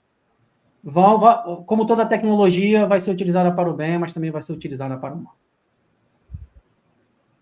Bom, vamos lá. Espero ter respondido a pergunta aí do Hernani, as duas perguntas. Diego Santos, esses testes são em cima do endpoint de acesso. Esses testes lá que você viu lá na arquitetura são em várias fases do processo, tá? Você vai fazer tanto no endpoint do developer, você pode fazer testes no developer, no momento que um developer, por exemplo, está compilando, se a arquitetura da sua empresa é ter um developer compilando na sua própria máquina, você já pode fazer testes no momento que ele compila lá no endpoint dele. Você vai ter testes que rodam, se você está rodando na cloud, você vai ter testes que rodam na cloud. Então, depende muito da etapa do processo. O importante é integrar, é entender o seu ambiente, entender quais são as etapas da sua empresa, do seu processo, entender esses requisitos e integrar essas ferramentas, esses testes, em cada um desses pontos. Tá bom? O que mais? Mais alguma pergunta? Não vi que mais não. Queridos e queridas, vocês têm alguma pergunta para o Felipe? Podem colocar aí. O Hernani soltou um comentário, né, de uma reunião online na Ásia. Eu vi um Twitter, eu acho, Hernani, mas eu passei assim, eu não cheguei a ler rápido sobre, não. Mas eu vi um pessoal comentando sobre isso mesmo. Tem uma pergunta aqui da Soraya. Felipe, você tem dicas de cursos em Security Mobile? Não tenho, assim, de cabeça, não. Bom, tem um framework, se você não conhece, tem um framework chamado OWASP. Dá uma pesquisada. É um framework muito utilizado por desenvolvedores, e lá eles cobrem a parte de mobile. É um framework que tem diversas melhores práticas lá, então recomendo você utilizar, mas não tenho de cabeça aqui, eu posso pesquisar e passar depois, tá bom? Eu tenho um material desse. É quem que perguntou? Eu tenho um material bem legal, eu posso mandar para você. No OWASP lá, a Soraya que está perguntando aqui, o OWASP, é só você vai lá no Google lá e digita lá OWASP, e você vai ter lá, se você não conhece, tem um framework bem legal, é um framework justamente para desenvolvedores, muito focado em aplicação web, mas eles cobrem praticamente tudo, tá bom? Obrigado, Caio, aí foi uma baita explicação, parabéns, obrigado. Assim ficou tudo Envie claro. sim, Rogério, pode deixar. Tudo bem. O que mais? Deixa eu ver aqui, ó, do Caio, tem uma última pergunta aí do Caio. Acha de sair da área de DevOps para DevSecOps? Assim, vamos lá. Aquilo que eu falei lá, você lembra da minha primeira pergunta na apresentação? Eu não acredito que exista um profissional DevSecOps, eu acredito que exista profissionais que entendam, que tenham conhecimento de desenvolvimento, de operações e de segurança. Tá? Acho que você está perguntando aqui como profissional sair da área de DevOps para DevSecOps. Na verdade, o que você vai precisar, se você é desenvolvedor, você precisa começar a estudar como você faz o desenvolvimento seguro, quais são as técnicas, quais são as ferramentas. Se você é um profissional de segurança, você possivelmente já vai entender, ter uma boa ideia, um bom conhecimento de todas essas questões de segurança. E aí você precisa entender um pouco como é que é a parte de desenvolvimento. Você não precisa ser um especialista em desenvolvimento, mas você precisa entender como é que funciona e você precisa trabalhar junto com essa galera, com a galera de desenvolvimento, com os profissionais de desenvolvimento e com os profissionais de operação. E a mesma coisa vale para a questão dos profissionais de operação. Ser um profissional de operação, ser um sysadmin, não precisa ser, a não ser que você queira se tornar um profissional de segurança, mas você não precisa ser um especialista em segurança. Mas se você tiver uma boa noção, se você fizer um curso que vai te dar uma boa noção, quando o cara de segurança vier falar com você, ele falar, por exemplo, de princípio de menor privilégio, você já tem uma noção do que é. Né? Você é um desenvolvedor, você está desenvolvendo uma função que vai cuidar da autenticação e da autorização do sistema. Se você tiver uma boa noção do princípio do menor privilégio, você já vai desenvolver a aplicação com aquilo em mente. Entendeu? Agora, se o Caio estiver falando aí da questão da mudança dentro da empresa de DevOps para DevSecOps, são aquelas questões que eu falei ali na apresentação, né? São aqueles desafios e você implementar essas melhores práticas. Espero que tenha ficado claro aí. Super claro. Tá bom? E agora, como eu prometi, se tiver mais perguntas aí, pode perguntar, mas como eu prometi, cadê a apresentação? Se você quiser se aprofundar, para quem não conhece, como eu falei lá no início, eu estou aí na minha jornada de instrutor, passando conhecimento aí para a galera. Se você quiser fazer o curso está em desenvolvimento, mas já tem bastante conteúdo lá, tá bom? Por você ter assistido aí essa apresentação, e muito obrigado por você estar aqui. Eu sei que já é à noite aí no Brasil, ou você, não sei onde é que você está, pode ser de dia ou pode ser de tarde, pode ser até de madrugada. Mas aí para vocês aí, se você quiser se aprofundar lá e fazer o curso, 20% de desconto aí para vocês, tá bom? Basta vocês me seguirem lá no Instagram, tá aí o meu Instagram, @asaibaguru. Basta você me seguir e me mandar a mensagem DevOps Bootcamp, tá bom? Se você fizer isso, eu vou te mandar lá um cupom, e aí você pode adquirir o curso com 20% de desconto, tá bom? Se tiver dúvidas, também pode mandar lá no Instagram, e eu sempre tento responder o mais rápido possível. Posso demorar um pouquinho, mas eu sempre respondo. A pergunta que eu faço também e que o Diego já fez, eu também tenho desconto? Tem, claro que tem. Ai, ótimo. Claro, porque eu fiquei sabendo que seu curso é muito bom. E, inclusive, amanhã eu vou conversar com você. Eu já até conversei com o Diego, mas eu quero conversar com você amanhã sobre o curso, tá? Para a gente estender aí para toda a comunidade, porque muita gente vai ver a live a partir de amanhã, né? Sim. Porque o pessoal, tem muita gente que vê durante o final de semana, então a gente vai fazer o pós-evento e a gente vai mandar um mail, né, de pós-evento com o seu material e a gente vai mandar, provavelmente vai estar esses 20% de desconto, então a gente vai fomentar isso na comunidade, mas aí eu te explico tudo amanhã. Mas assim, gente, indique para os amigos, vamos nos capacitar, a área de cybersecurity é uma área que só está crescendo, né? É muita demanda. Eu até mandei aí para vocês, eu vi que teve pessoas que falaram que não está sem empresa. A gente tem muitos parceiros que são da área de cybersecurity e que estão com muitas vagas. Então, assim, tem parceiro. Eu estava conversando com um parceiro meu esses dias, ele falou assim: Amanda, eu estou com vagas abertas, tem 4 meses para cybersecurity e remotas, só que não tem especialista, não tem. Por exemplo, às vezes não precisa nem ser especialista, tá? Mas é porque às vezes o cara ou a menina, ou que isso aí não independe, né, do sexo, as pessoas ainda não dominam certas ferramentas, não têm um domínio, uma expertise necessária, por exemplo,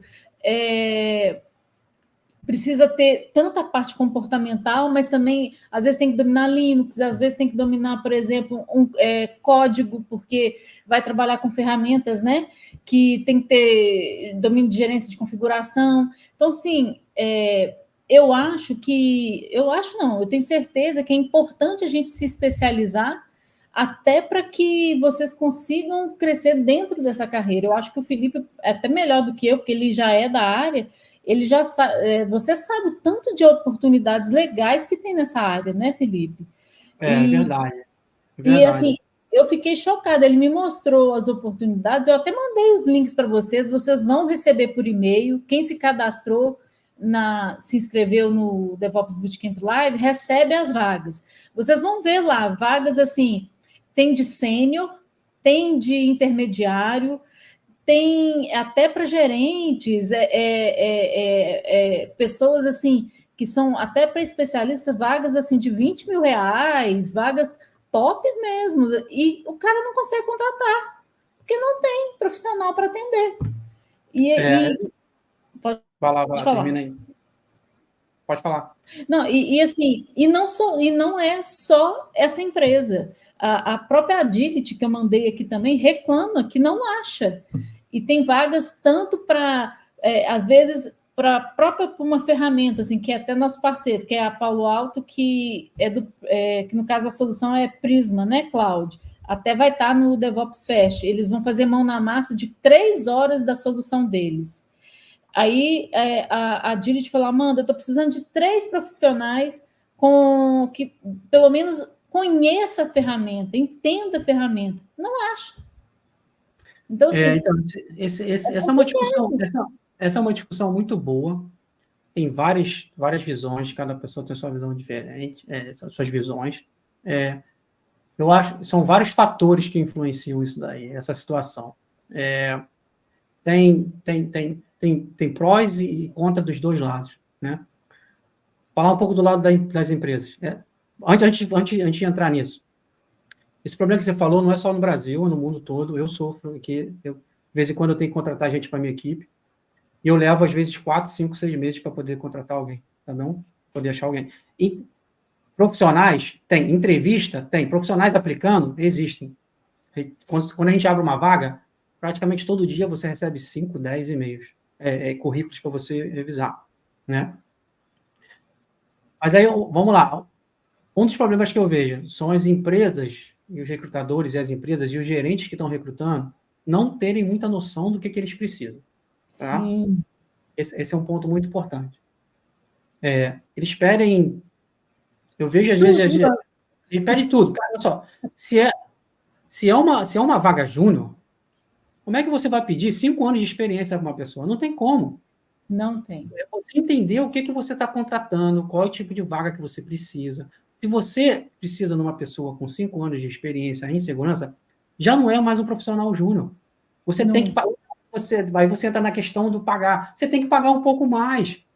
É simples, a matemática é simples. Você recebe aquilo que você está pagando. Sim. Você paga pouco, qualquer produto. Você paga pouco, você tem 2 produtos. Um produto de alta qualidade, e é normal que esse produto de alta qualidade vai custar mais. Você tem um produto de baixa qualidade, e é normal que esse produto vai custar menos. Você não pode comprar o produto de baixa qualidade pagou menos, esperando que você vai ter a qualidade do produto de maior qualidade. Entendeu? Então tem a questão tem essa questão dos gerentes das empresas não terem muita noção do que estão contratando. Eles listam, precisa de 3 certificações, 5 anos de experiência, precisa entender 15 tecnologias, mas a empresa só utiliza 2 dessas tecnologias. Mas ela assim, por que eu preciso ter... A empresa, por exemplo, o cara pede assim, você precisa saber Splunk. A empresa nem trabalha com Splunk. Já vi isso demais, assim, entendeu? Tipo assim, não tem noção. Às vezes, não é nem o gerente que está contratando. Às vezes, o que acontece é o gerente passa para a equipe de RH ou para lá para o recrutador que vai fazer. Porque aqui na Austrália tem muita questão do recrutador. Não sei como é que isso está funcionando aí no Brasil. Já estou muito tempo fora do Brasil. Mas, às vezes, o gerente passa isso para a equipe que vai gerenciar a questão da contratação, só que a equipe não passa, não entende os requisitos. E aí é uma falha do gerente. Pode ser 2 coisas. Uma falha do gerente que está contratando que não passou as informações corretas, ou o gerente passou as informações corretas, mas a equipe que vai cuidar do processo de contratação não entendeu. Entendeu? Então, pode ser uma falta de comunicação ou pode ser um problema já lá desde o início. Tá? Esse é um ponto. Esse é um ponto no lado um pouco das empresas. Um ponto no lado um pouco dos profissionais. Se você está querendo entrar na área, se você está querendo se especializar, cara, você tem que entender que se você não tem, você vai entrar como um profissional júnior. Não espere que você já vai conseguir. Você não vai virar um hacker ético em 1 ano, 2 anos. Bom, você não vai virar um profissional sênior em 2 anos. Profissional sênior leva tempo, experiência. E não quer dizer só a parte técnica, tá? Por que eu estou falando que quer dizer só a parte técnica? Eu acho, a minha visão, quando eu vou contratar alguém, quando eu vou fazer entrevista, acho que é importante ter um certo nível técnico. Mais uma vez, tem que estar alinhado com o tipo de vaga que você está contratando, tá bom? Tem que ter um nível, tem que ter pelo menos um básico ali. Se você não tiver nem o básico, de acordo com a vaga. Se você não tiver o básico para aquela vaga, tá tudo bem, não quer dizer que você não seja bom para aquela vaga. Só quer dizer que para aquela vaga específica, você, de repente, não tem os requisitos mínimos. Mas vão ter outras vagas que você vai ter o requisito. E se você não tem o requisito, o que você tem que fazer? Você tem que estudar e você tem que adquirir esse conhecimento. Tá bom? Não adianta, tem que investir. Você tem que investir na sua carreira, você tem que investir tempo e dinheiro na sua carreira para poder adquirir esses conhecimentos. Tá? E aí tem essa questão de você vai entrar como júnior, entenda isso. Tá? Mas quando eu estou contratando, eu vejo, cara, mas isso aí sou eu, e aí cada profissional vai contratar, vai... O que eu vejo? A parte técnica você pode ensinar para qualquer pessoa. Qualquer pessoa pode entender a parte técnica, desde que aquela pessoa esteja comprometida. A questão da personalidade e da atitude é muito mais difícil de você ensinar, de você leva tempo. Muitas pessoas não mudam. A gente tem esse problema na nossa vida, no dia a dia, com nossos amigos, com nossos familiares, né? Então, assim, às vezes eu vejo muito mais o lado, a questão da personalidade, da atitude da pessoa. Nas entrevistas eu tento explorar muito mais esse lado, para ver se essa pessoa vai se encaixar com o que eu preciso na minha equipe. Tá bom? A pessoa pode ter todo o conhecimento técnico do mundo, mas se essa pessoa não tiver a personalidade e a atitude que eu preciso, eu não vou contratar. Mas isso sou eu, tá bom? Eu não vou contratar. Porque essa pessoa pode, tecnicamente, ser o melhor do mundo, vai resolver todos os meus problemas técnicos, mas vai me causar muitos outros problemas, né? E a questão das equipes que eu vejo, você tem que ter pessoas que pensam diferente, você tem que ter pessoas que têm atitudes diferentes, para poder estar sempre desafiando ali o status quo, né? Tá sempre tendo essa mentalidade de continuous improvement, de uma melhora contínua, né? Então, eu vejo essa questão desses dois lados. Tem a questão do lado das empresas, que pedem demais, e tem a questão dos profissionais, que muitas vezes, eles não entendem o porquê que ele está aplicando, e a maioria das pessoas ficam perdidas, porque tem muita informação, cada um fala alguma coisa. Minha recomendação, foca no básico e vai crescendo. Eu falei lá na apresentação, assim, comece pequeno. E Sim. Isso se aplica para várias coisas na sua vida. Comece pequeno, mas vai. Se para chegar à insegurança no seu objetivo, você precisa começar como suporte técnico, então você começa como suporte técnico. E você vai adquirindo esse conhecimento ao longo do tempo. É porque a gente não tem mais tempo, a gente pode fazer uma outra live, só para falar sobre isso. Sim. Fiz uma live com o Diegão, a gente foi lá, mas a gente pode explicar, eu posso contar na minha experiência, eu posso falar de como foi, né, para as pessoas poderem entender. Eu sei que existe muita informação, existem diversas certificações. Pessoas falam que você tem que fazer certificação A, e é garantido. Se você fizer a certificação A, é garantido que você vai conseguir emprego. Aí a pessoa... Eu vejo muito isso, Felipe. Estuda, as pessoas começam a gastar horrores com certificação. E eu acho isso tão vergonhoso às vezes, sabe? Porque não é só certificação que vai te entregar. Eu falo por mim mesmo, eu tenho poucas certificações. O que me fez crescer foi o que você falou. Eu comecei como uma estagiária, fui me formando, né? Ciências da computação, aí fui crescendo, né? A partir do que eu comecei como uma estagiária.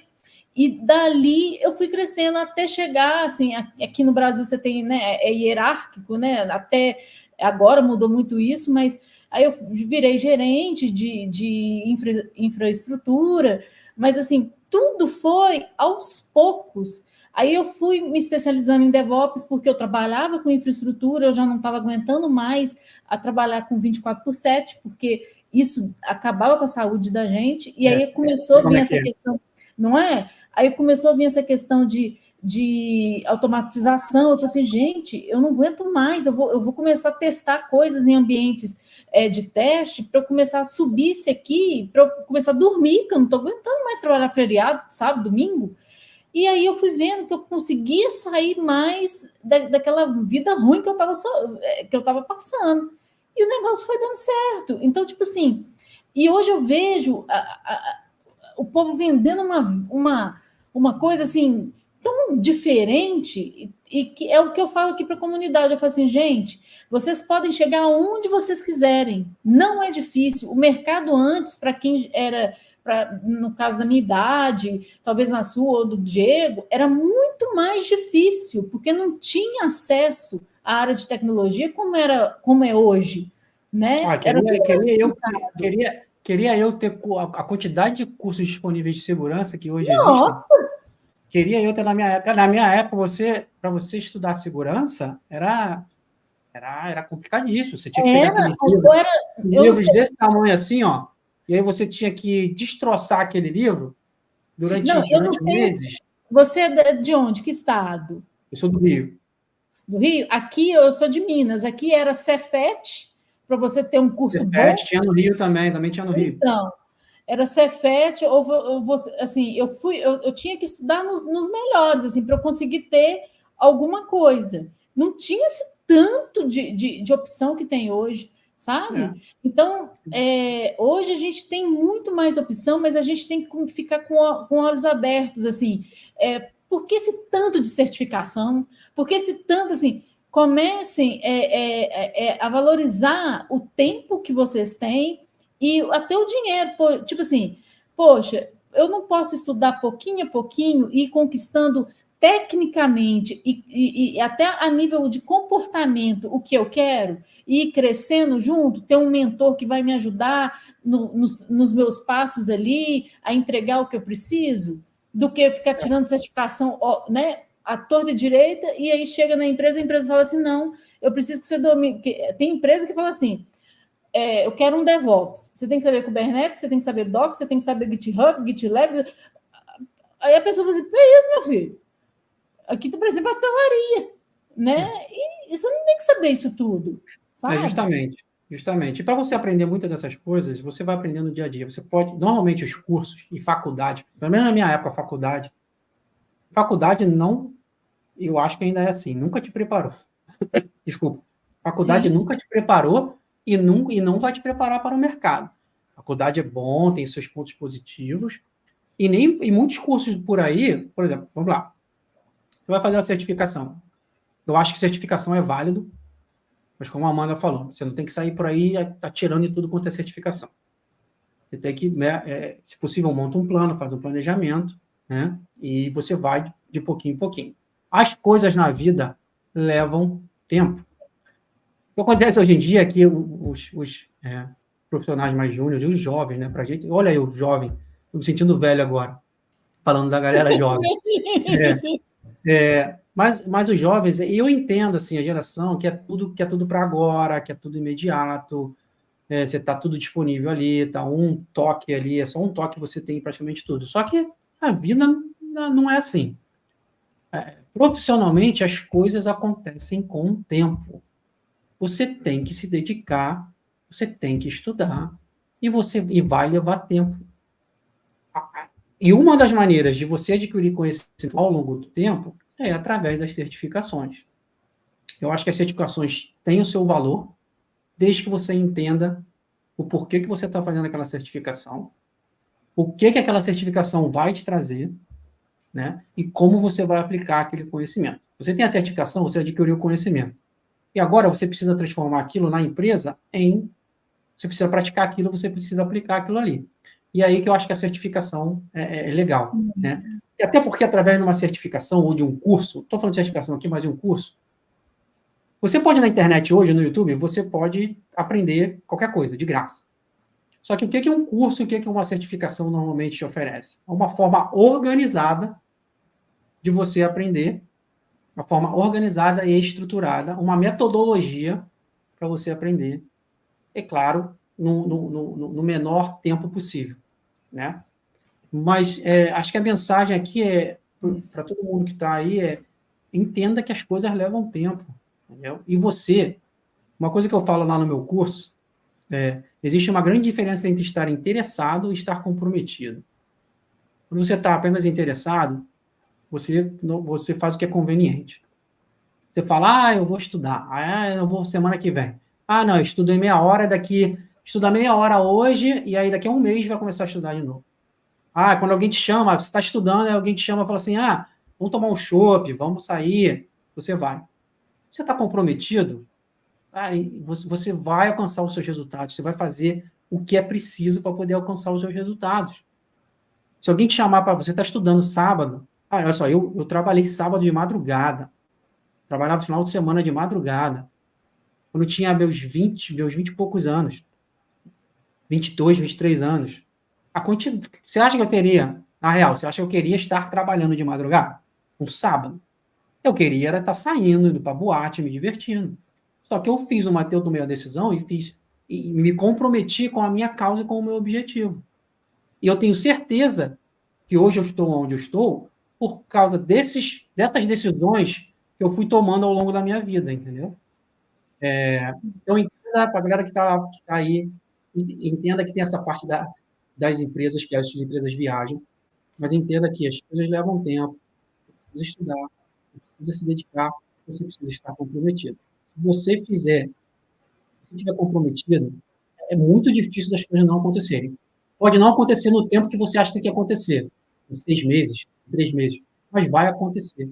Tá? Uma coisa que muita gente não sabe, quando eu vim para a Austrália, eu tive muita dificuldade de conseguir emprego. Eu já tinha 15 anos de experiência.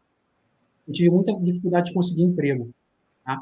E quando você não tem experiência local, e por questão do visto, a gente pode discutir nessa outra live, se a gente tiver, Sim. mas o que eu fiz?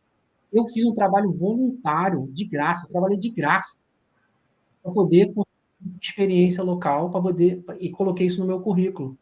Né? Então, você tem que olhar para as coisas com a visão de oportunidade. Isso, eu já Naquele falei momento, muito isso. você não vai conseguir aquilo que você quer, realmente, o seu objetivo, naquele momento, mas aquilo que você está fazendo vai te permitir lá na frente a chegar no seu objetivo. Vai te colocar na trilha, no caminho, para você atingir o seu objetivo lá na frente. Falo muito isso aqui.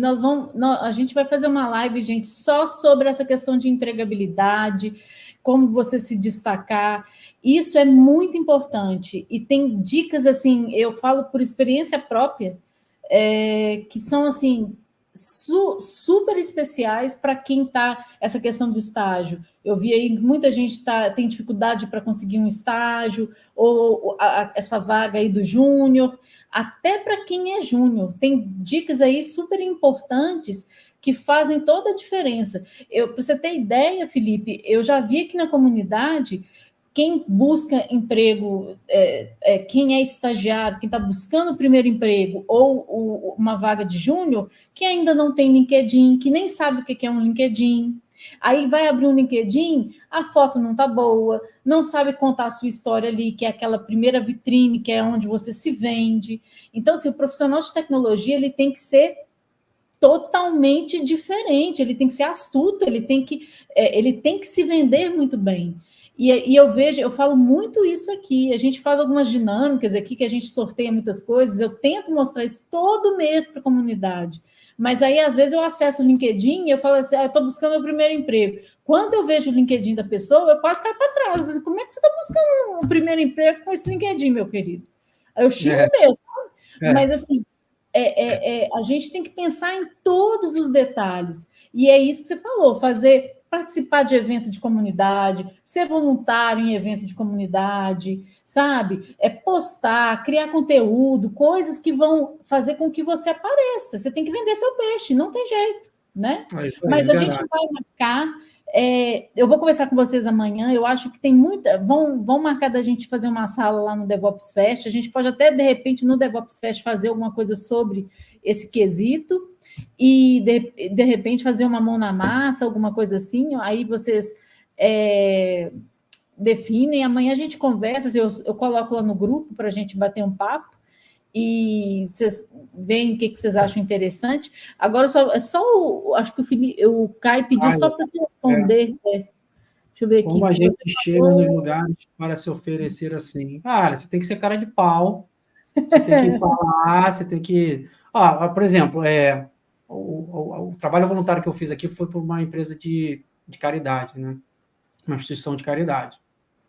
Apareceu uma oportunidade, eu falei, não, me dá que eu faço. Aí eu fiz teste de invasão para eles, relatório, ajudei eles a resolver os problemas e tal.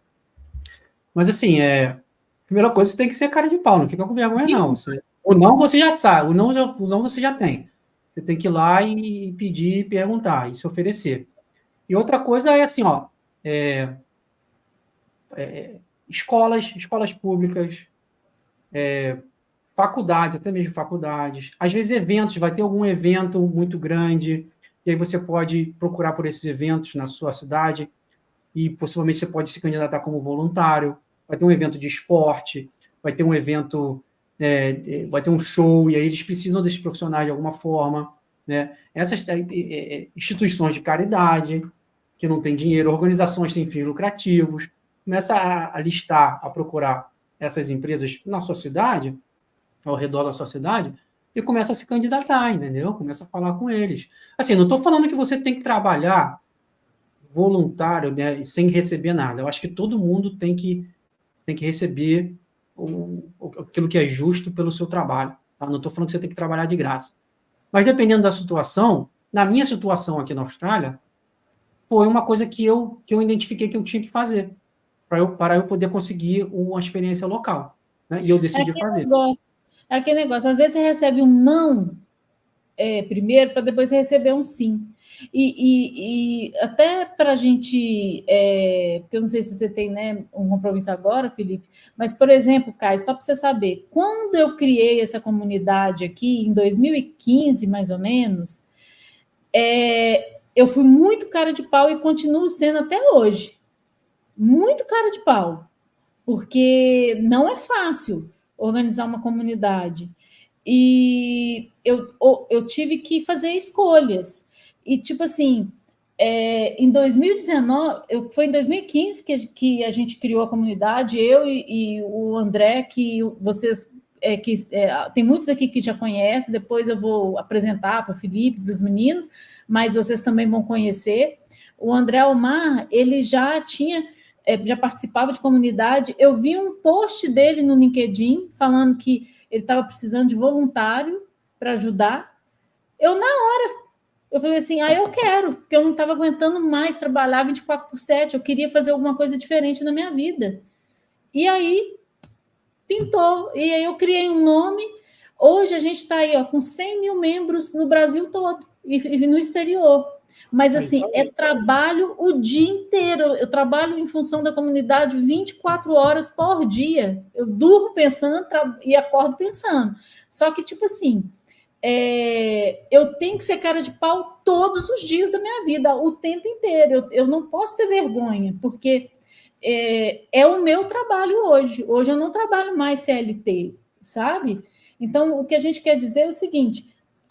hoje a área de tecnologia ela mudou completamente. Antes a gente trabalhava no nosso cantinho, né, ali codando, tinha aqueles silos, né, que DevOps fala muito isso. Acabou isso. Hoje a gente tem que se relacionar, a gente tem que se conectar às pessoas, a gente tem que criar relacionamentos e estabelecer esses relacionamentos, porque é ali que a gente vai conseguir conquistar boas oportunidades.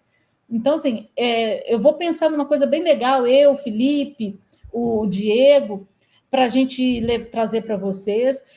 O que eu vou pedir para vocês é que vocês não deixam de fazer a inscrição no DevOps Fest, que a gente vai tentar fazer uma sala para que vocês aprendam mais sobre esse tema, ou também façam mão na massa com os meninos, que eu acho que é muito importante. Já tem mais de 5 mil inscritos, então eu acho que vai ter mais gente ainda para vocês conhecerem, mas, assim, não deixem de participar e chamar as pessoas também para participarem. Quando a gente ajuda uma outra pessoa, a gente também está contribuindo para ajudar mais pessoas.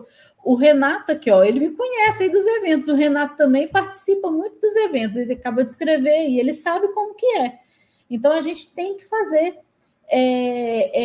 ser cara de pau nesse sentido, tipo assim, viu uma solicitação, a gente mesmo pega, quando a gente faz evento presencial, que a gente vai fazer esse ano, se Deus quiser, a gente vai pedir muito ajuda para voluntários. Aí vocês podem se inscrever, né, porque a gente precisa. Então, você vai ter muita oportunidade. E eu vou mandar um link aí para vocês mandarem os currículos. Quem quer ser estagiário, vagas de qualquer nível de vaga, a gente divulga para os parceiros. Aí vocês podem mandar o currículo para a gente, que a gente vai mandar com todo carinho para todos os parceiros que a gente tem, beleza? Mas aqui, Felipe, muito obrigada por toda a atenção, por sua dedicação, que eu sei que você está aí no outro horário, e depois você me manda o PDF assim que você puder, porque a gente faz o disparo, né, para todos os inscritos e para a base nossa, para todo mundo conhecer seu trabalho. Então, assim, coloca todos os contatos, aquele cupom de desconto. Aí amanhã eu combino com vocês também as outras coisinhas que eu quero divulgar para a comunidade. E lá a gente vai ter o LinkedIn dele, vai estar todas as informações, tudo que vocês viram hoje, para a gente estabelecer aí essa conexão legal com o Felipe, e vocês também poderem aprender muito mais com ele. Vamos ver se a gente faz umas mentorias, umas coisas bem legais. Agora a gente já sabe que ele está com a gente, vamos aproveitar bastante essas experiências, né, Felipe? Ah, legal. Assim, eu que agradeço. Primeiramente, obrigado pelo convite. Obrigado a todos vocês aí que participaram, que assistiram, que participaram ativamente. Obrigado pelo Diegão aí, por ter feito a primeira apresentação, porque, na verdade, era para eu fazer a primeira apresentação, mas aí eu falei, cara, eu tenho que deixar as crianças na escola aqui, estou na correria, se joga aí. Então, obrigado, Diegão, também aí, a gente está nessa junto. Obrigado, Amanda. Obrigado a todo o time. É isso, eu que agradeço. Foi muito show, assim, conhecer vocês, porque eu só falava pelo grupo, mas agora, né, conhecer vocês virtualmente. Se Deus quiser, um dia aí, quem sabe, quando vocês virem para o Brasil a passeio, alguma coisa nesse sentido, a gente marca alguma coisa para fazer. Vamos fazer um eventão aí, vamos fazer um evento gigante aí, presencial aí, e a gente faz palestras aí com a galera, a gente senta, faz uma mentoria, trabalha, cria uns roadmaps aí para a galera, para poder ajudar esse pessoal, tá bom? Obrigado, evento sensacional, muito obrigado. E é isso. Vocês têm lá, eu tô no Instagram, estou no YouTube, tentei entrar no TikTok, mas eu falei, é muita coisa. Eu também. Deixei o TikTok para lá. Estou só no Instagram e no YouTube. O YouTube é meu foco agora. É lógico, o curso, eu estou focado lá trabalhando, criando conteúdo lá para o curso para entregar o quanto antes, tá bom? Mas vocês vão me achar. Tem, para a galera que ainda não viu, eu tenho um vídeo lá no meu canal do YouTube que fala sobre o caminho para você entrar em TI e segurança. Se você ainda não viu, recomendo. A galera está gostando, tem muito joinha lá. Eu vou divulgar nas redes, então. Vou aproveitar, vou colocar no mailing que a gente vai mandar amanhã. Vou colocar esse link também. Diegão, maravilha. Se você quiser colocar, manda no e-mail para mim, vocês dois, o que vocês querem que divulgue para o pessoal, que eu coloco todos os links lá, que aí é bom que eles passem o final de semana todo estudando, como para casa. Justamente. Tá bom? Deixa eu ver isso aqui à noite, aí agora é 10 da noite aí no Brasil. Uma boa noite. Para quem está no Brasil, uma boa noite. Para vocês aqui durante o dia ainda, aqui são 11 da manhã. Eu tive que tirar o dia de folga, porque eu sabia que ia ser longo, então tirei o dia de folga no trabalho para poder estar aqui com vocês. Mais uma vez, obrigado, uma boa noite e nos vemos na próxima. Se Deus quiser, bom descanso, divirta bastante no final de semana. Um abraço. Valeu, obrigadão.